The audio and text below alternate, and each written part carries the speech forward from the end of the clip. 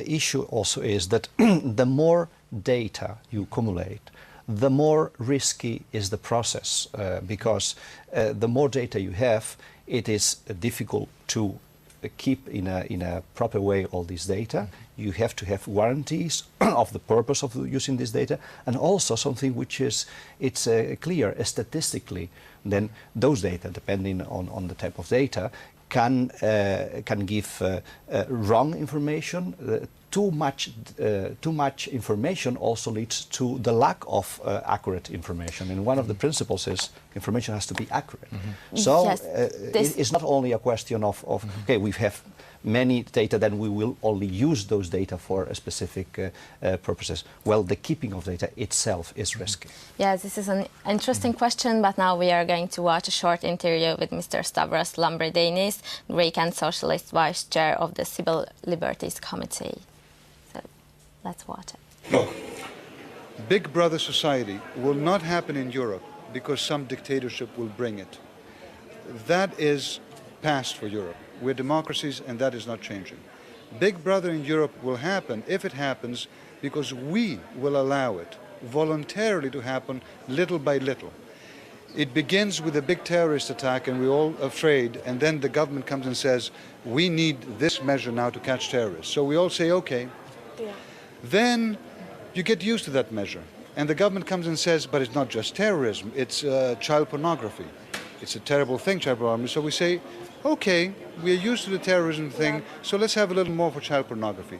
Suddenly you wake up one day and you have cameras everywhere because you said yes every time. Yeah, I know. We have to be very, very careful. In a democracy, it is the people who are supposed to observe and judge the governments on a daily basis.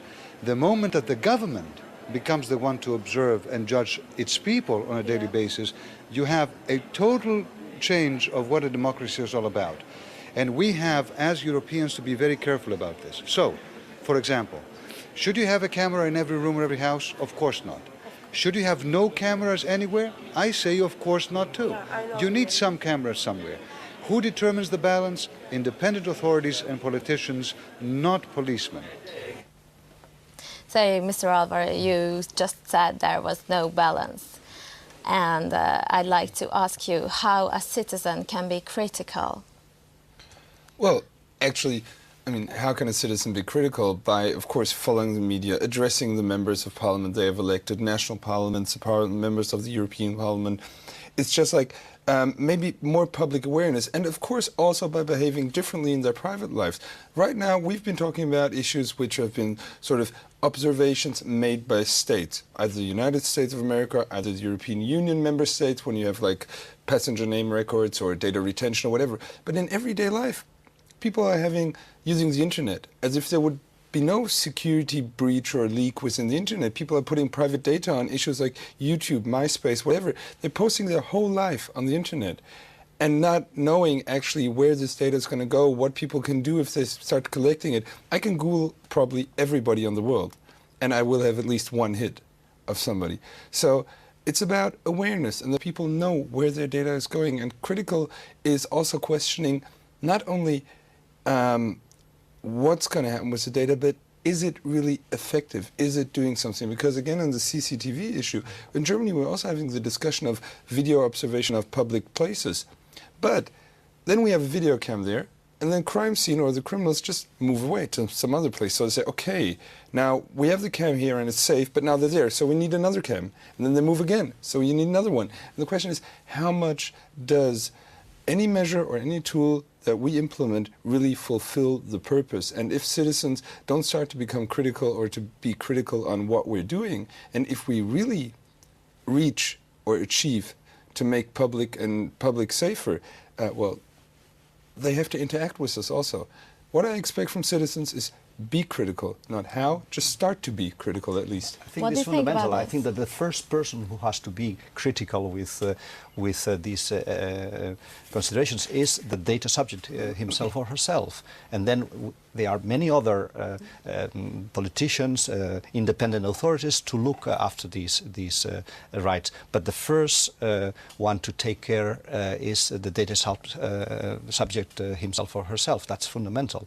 And what does the European Parliament do for determining this balance? Well, here we have two MPs that could answer very clearly to your question, but to my mind is that the European Parliament is trying to really introduce in all projects that I know of the safeguards which guarantee that these rights are respected, and in this sense I really we in the EDPS we really do appreciate the Parliament, especially the Libe committee, in its task of trying to introduce as many safeguards and try to take into account our own opinions. You know that the EPS issues opinion on projects of different legislative instruments, and this is what we are trying to do all together to guarantee all these rights.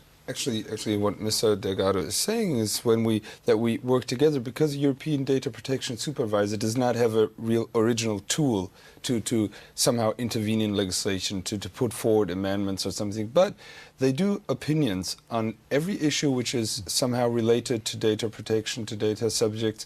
And for example, we had a discussion within the European Parliament about a framework decision on data protection, because we actually need that within the judicial and police cooperation. There is no overall legislation right now which protects data of subjects. And the European Data Protection Supervisor has, I think he delivered about more than 80 bullet points, it was 84, something like that, to this framework. And three opinions in this subject. Yeah, and we as a committee, we took a lot of them out, and because as members we can amend this framework decision, we put them forward as amendments, and that's how we work together. I see, but at the end, are we going to have any privacy left, according to Mr. Corbett? Well, that's what we've got to ensure through the legislation that we adopt. I mean, we've all been talking about balance. Now, what is this balance? Well, one, it's what sort of data can be collected, and do you really need this, etc.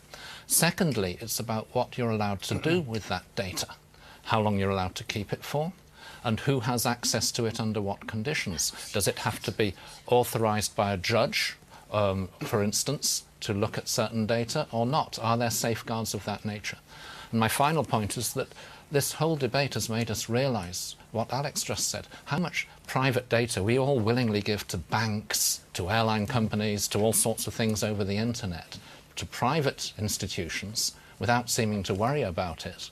And yet they can use that same data or pass it on, or it might leak to criminal gangs or whatever. And that's something that this legislation should safeguard, not just what the public authorities are doing, because we're all used to being very suspicious of public authorities and rightly careful about it, but we should also think for 1 minute, what about all these private companies that have all this data about us? That's probably why you found out that he likes tea and not coffee. Yeah, well, it's clear that the data protection concerns not only public authorities, but also applies to private companies, Exactly, private yeah. people. Yeah. Also, we are all users of data, and then we have to comply with these obligations. Okay, thank you very much for coming here today. Welcome. Thank you very much. So now it's up to us, as the young European media makers, to find a balance between privacy and security.